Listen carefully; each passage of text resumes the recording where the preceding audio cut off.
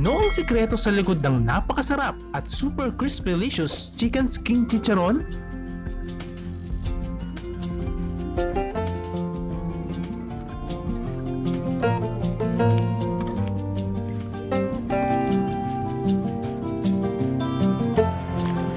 Keep on watching lang mga kabatang at mamaya malalaman nyo ang pinakatatagong sikreto ng maraming chicharon entrepreneurs.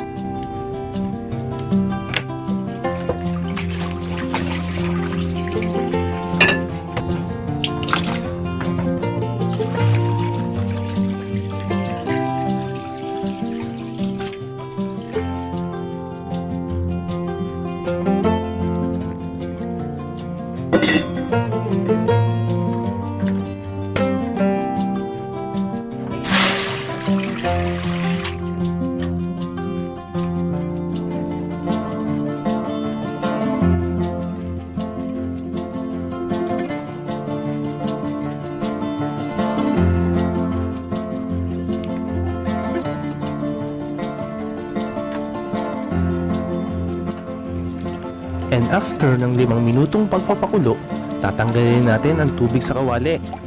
Iiwan lang natin ang mga chicken skin dito.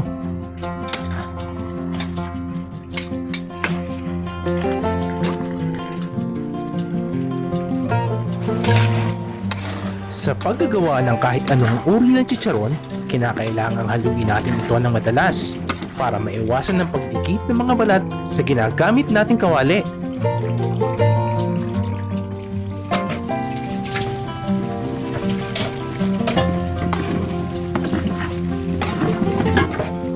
And that is how you do it mga kabatang. Kapag lumabas na ang lahat ng mga mantika, it's time for us to turn off the heat at hahanguin na natin ng mga balat para palamigin.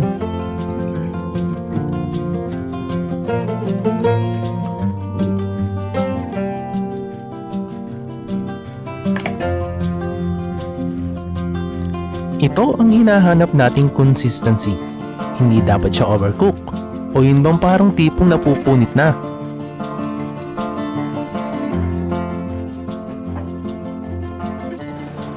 Ilalagay lang muna natin sa bote ang mga nakolekto nating mga chicken oil. At ito rin ang gagamitin natin mamaya sa pagpiprito. At kapag malamig na ang mga balat, i-ready natin ito para sa sun drying.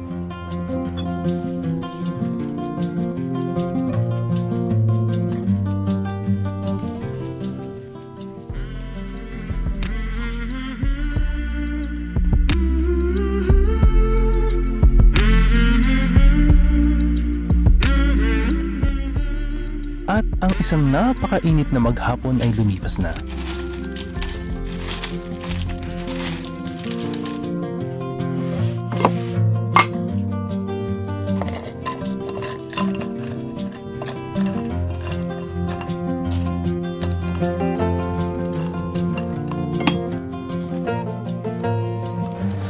And guess what will happen next?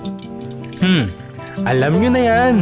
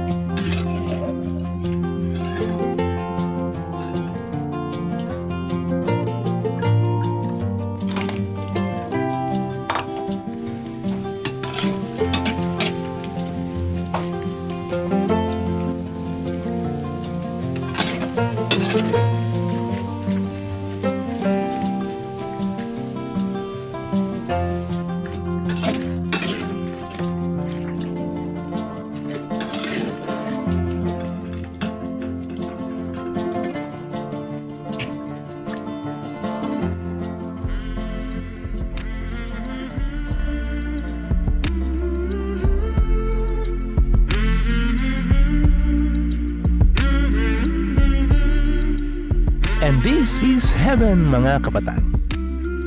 With super crispy-licious na chicken chicharon in front of you, ano pa ba ang may iisip mong kulang?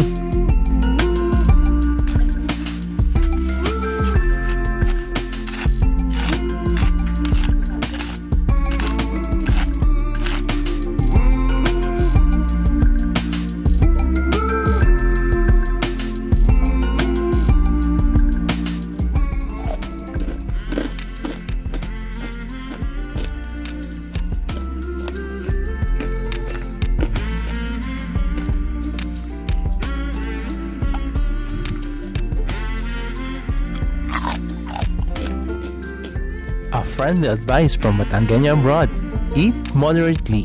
Baka mapaaga ang pagpunta mo sa heaven.